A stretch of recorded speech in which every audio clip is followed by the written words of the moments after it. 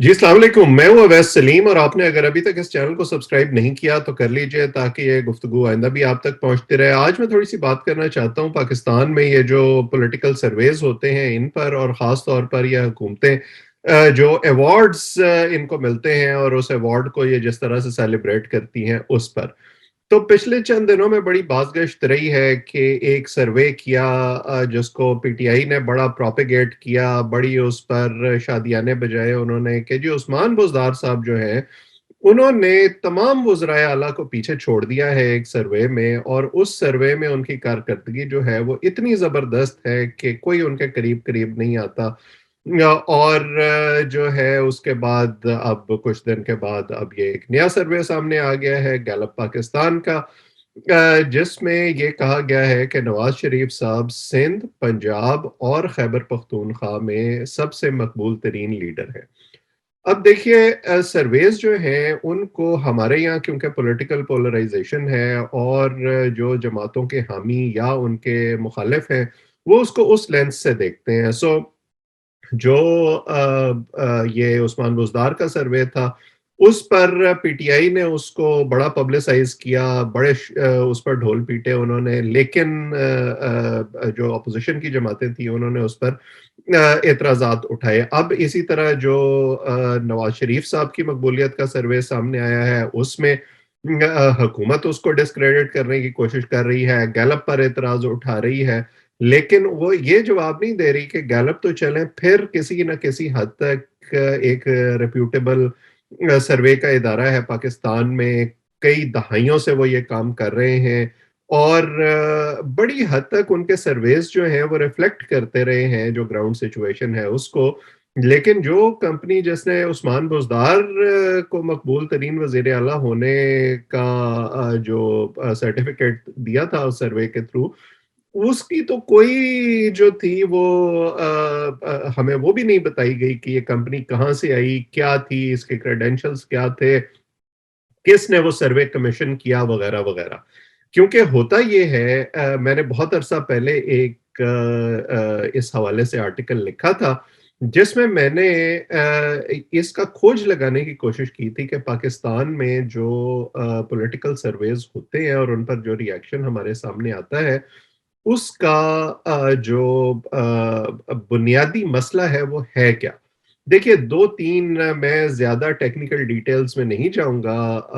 لیکن دو تین بنیادی چیزیں ہیں جن کا خیال رکھا جانا ضروری ہے۔ ایک تو یہ کہ جو سروے آپ کر رہے ہیں اس کی سیمپلنگ کیا ہے، کن لوگوں سے آپ وہ سروے کر رہے ہیں، اور کیا وہ جو سیمپل ہے وہ ریپرزینٹیو ہے یا نہیں ہے، یعنی وہ تمام لوگ جو اس معاشرے کا فرد ہیں یا جو اس مسئلے سے کسی نہ کسی طرح سے جڑے ہوئے ہیں، کیا ان سب کو اس سروے میں اپنی بات کرنے کا موقع ملا ہے یا نہیں ملا ہے۔ مثلاً اگر آپ یہ سروے کریں کہ مسلم لیگ نون مقبول ہے یا نہیں ہے کسی ایسے حلقے میں جا کر جہاں پر نواز شریف صاحب ہمیشہ جیتتے رہے ہیں، جیسے لاہور میں گوال منڈی ہے جو ان کا آبائی حلقہ ہے، تو وہاں سے جنرلی آپ کو ایک ہی طرح کا سینٹیمنٹ ملے گا، اور آپ یہ کہہ سکیں گے کہ وہ جیتتے رہے ہیں۔ یہی سروے اگر آپ جا کے کریں میاں والی میں یا سندھ میں یا لاڑکانہ میں جو بے نظیر بھٹو کا اور بھٹو خاندان کا آبائی حلقہ ہے، تو وہاں پر آپ کو بالکل ہو سکتا ہے کہ لوگ ایک ڈفرینٹ قسم کا ویو پوائنٹ دیں۔ اسی لیے کوشش یہ کی جاتی ہے کہ مختلف نوع جو لوگ ہیں جو مختلف خیالات کے حامی ہیں، مختلف لوکیلٹیز میں، مختلف جگہوں پہ، مختلف شہروں میں، ان کو جو ہے وہ سروے میں لانے کی کوشش کی جائے تاکہ آپ کو ہر طرح کا سینٹیمنٹ ملے، اور وہ سیمپل ریپرزینٹیو ہو اوور آل جو سوسائٹی ہے اس کا۔ لیکن ہمارے یہاں جو یہ سروے کرنے والی کمپنیز ہیں یہ اپنا اس حوالے سے کوئی ڈیٹا پبلک نہیں کرتی، کوئی اپنی میتھڈالوجی جو ہے اس کو شیئر نہیں کرتی، اس لیے اس پر جو ہے وہ ہمیشہ شک و شبہ باقی رہتا ہے۔ دوسری بات یہ ہے کہ آپ اپنا سوال فریم کیسے کرتے ہیں، یعنی آپ کو یاد ہوگا ضیاء الحق کے ریفرینڈم میں وہ بڑا مشہور جو انہوں نے سوال لوگوں کے سامنے رکھا تھا کہ اگر آپ اسلامی نظام چاہتے ہیں تو مجھے ووٹ دیں. اب کون پاکستان جیسے ملک میں یقیناً میجورٹی کا جواب یہی ہوگا کہ ہاں جی ہم اسلامی نظام چاہتے ہیں، لیکن کیا اس کا مطلب یہ ہے کہ ضیاء الحق کو صدر بن جانا چاہیے اس ریفرینڈم کے تھرو؟ سو یہ جو سوال کی بنت ہے یہ بھی ایک کردار ادا کرتی ہے کہ آپ کو کیا اس کے حوالے سے ریئیکشن ملتا ہے. اور تیسری سب سے بڑی اور اہم بات یہ ہے کہ جو سروے ہے وہ کس کے کہنے پر کیا گیا ہے، کیا اس میں کوئی کانفلکٹ آف انٹرسٹ ہے؟ جیسے اگر میں کسی کمپنی کو پیسے دے رہا ہوں اور ان کو کہہ رہا ہوں کہ آپ سروے کریں، تو کیا وہ ایسا سروے کریں گے اور ایسی فائنڈنگز لائیں گے جو مجھے بری دکھائیں؟ سو یہ بھی ایک کانفلکٹ آف انٹرسٹ ہے. جو دنیا میں جو اچھی ریسرچ فرمز ہیں وہ ہمیشہ اپنا کانفلکٹ آف انٹرسٹ لوگوں کے سامنے رکھتی ہیں کہ یہ سروے کرنے کا جو حکم تھا یا اس کی فنڈنگ تھی وہ کہاں سے آئی تھی. یہ تو ہے جو سائنٹیفک سرویز ہوتے ہیں دنیا میں اور اس پر جو اس کے ڈوز اینڈ ڈونٹس ہیں ان کی بات. اب ہمارے یہاں موسٹلی نان سائنٹیفک سروے ہوتے ہیں، جیسے آپ دیکھتے ہیں ٹی وی چینلز کرتے ہیں یا اخبارات کرتے ہیں کہ انہوں نے ایک سوال لوگوں کے سامنے رکھ دیا اور اس کے جواب میں جتنے بھی وہ آ گئے جوابات ان کو انہوں نے ٹیلی کیا اور کہا کہ ہاں جی اتنے لوگ ہاں کہہ رہے ہیں اتنے لوگ نہیں کہہ رہے ہیں تو اس کا مطلب یہ ہے کہ یہ پارٹی جیت گئی ہے. یا آج کل بڑا رواج ہو گیا ہے سوشل میڈیا سرویز کا کہ سوشل میڈیا پر آپ سوال رکھیں اور اس سوال کے جواب میں جتنے لوگ جواب دیتے ہیں آپ پھر اس سے اندازہ لگا لیتے ہیں کہ زیادہ نے ہاں میں جواب دیا ہے یا نہیں میں جواب دیا ہے. وہ بھی اگین نان سائنٹیفک سیمپل ہوتا ہے، نان سائنٹیفک سروے ہوتا ہے اور اس کے نتائج پر آپ زیادہ ریلائی نہیں کر سکتے. ایک جو کلیہ استعمال ہوتا ہے سروے میں یا ریسرچ میں وہ ہے کہ آپ لاجیکل جو آپ کی فائنڈنگز ہیں جن نتائج پر آپ پہنچے ہیں کیا وہ عقل کے پیمانے پر، کیا وہ لاجک کے پیمانے پر پورے اترتے ہیں یا نہیں اترتے. جو آپ کے ارد گرد لوگ ہیں مثلاً ریسرچ کمیونٹی جو ہے یا عام لوگ جو ہے کیا وہ ان نتائج کو قبول کرتے ہیں یا نہیں کرتے. اب اگر آپ بات کریں یہ جو سروے آیا ہے عثمان بزدار کا،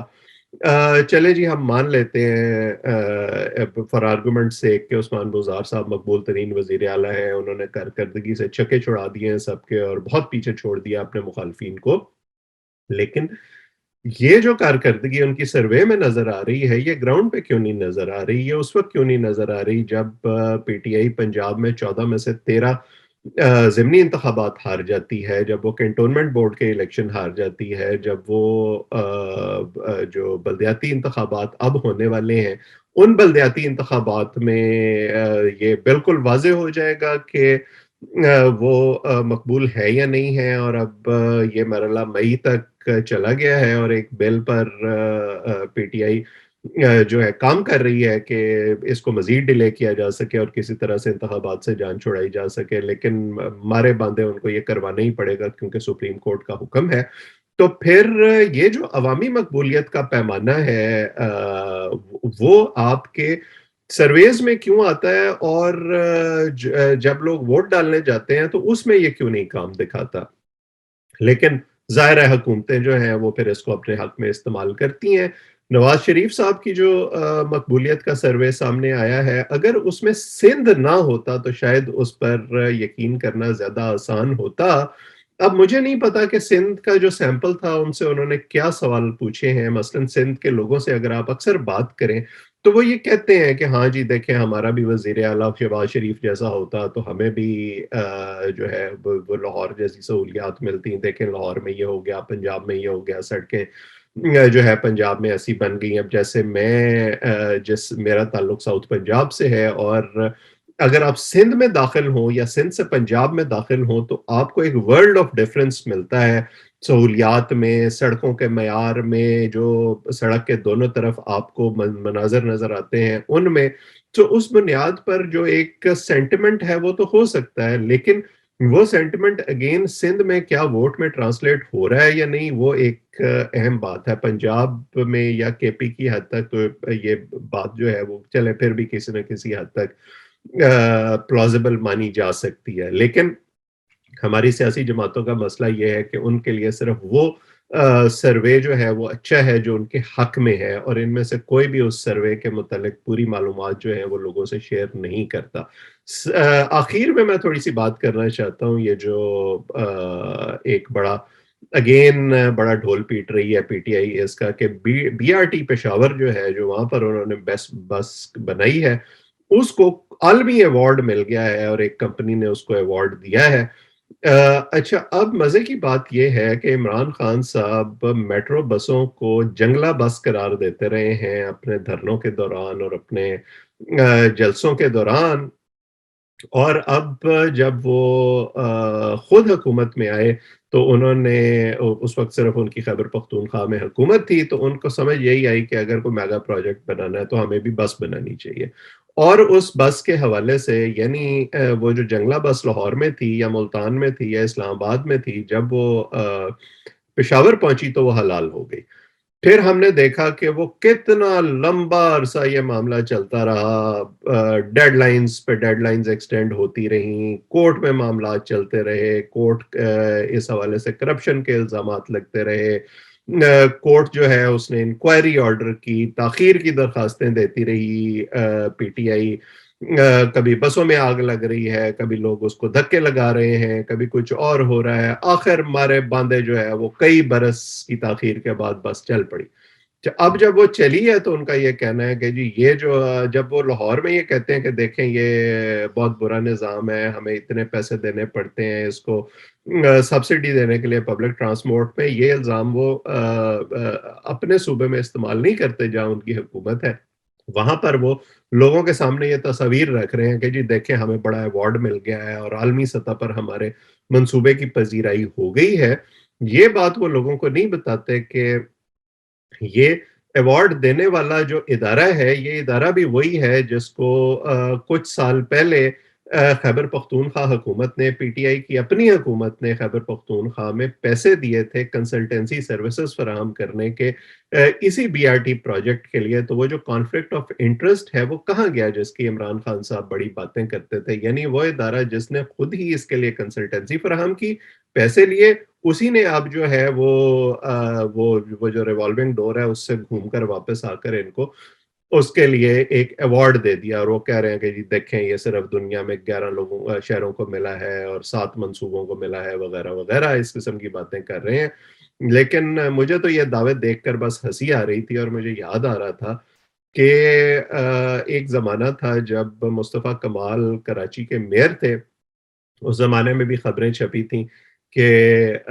ان کو دنیا کا بہترین میئر جو ہے وہ تسلیم کر لیا گیا ہے اور کسی ادارے نے ان کو ایوارڈ دیا ہے۔ اسی طرح جب اسحاق ڈار صاحب وزیر خزانہ تھے ملک کے تو پھر خبریں چھپیں اور اس کو انہوں نے بڑا پروپیگیٹ کیا کہ جی ان کو جنوبی ایشیا کے بہترین وزیر خزانہ کا ایوارڈ مل گیا ہے، اور جیسے ہی وہ لوگ اقتدار سے رخصت ہوئے تو وہ ساری پرفارمنس بھی رخصت ہو گئی، نہ مصطفیٰ کمال کسی کو یاد رہے، نہ اسحاق ڈار یاد رہے، نہ وہ ایوارڈ یاد رہے۔ تو یہ ایوارڈ جو ہیں یہ اقتدار میں ہی کیوں ملتے ہیں ان سب لوگوں کو؟ اور اب وہی اسٹریٹجی ایسے لگتا ہے کہ پی ٹی آئی بھی استعمال کر رہی ہے اپنے منصوبوں کو جسٹیفائی کرنے کے لیے، اور ایک عوامی رائے عامہ اس کے حق میں ہموار کرنے کے لیے، جو اتنا عرصہ اس کے حوالے سے شکایات رہی ہیں بی آر ٹی بس کے منصوبے پر۔ تو یہ عمومی کرتب ہوتے ہیں جو حکومتیں استعمال کرتی ہیں، ان کو اسی طرح سے لینا چاہیے اپنے حامیوں کو مطمئن کرنے کے لیے، اور ڈھول پیٹنے کے لیے جو ہے وہ کافی ہوگا، لیکن اس سے زیادہ ان ایوارڈز کی کوئی حقیقت نہیں ہے، اور کوئی بھی انڈیپینڈنٹ آبزرور جو ہے وہ ان کو ایک مذاق سے زیادہ اور کچھ نہیں سمجھے گا۔ آج اتنا ہی۔ آپ لوگ اس چینل کو سبسکرائب بھی کر لیں تاکہ یہ گفتگو آئندہ بھی آپ تک پہنچتی رہے۔ اب سب کا بہت بہت شکریہ۔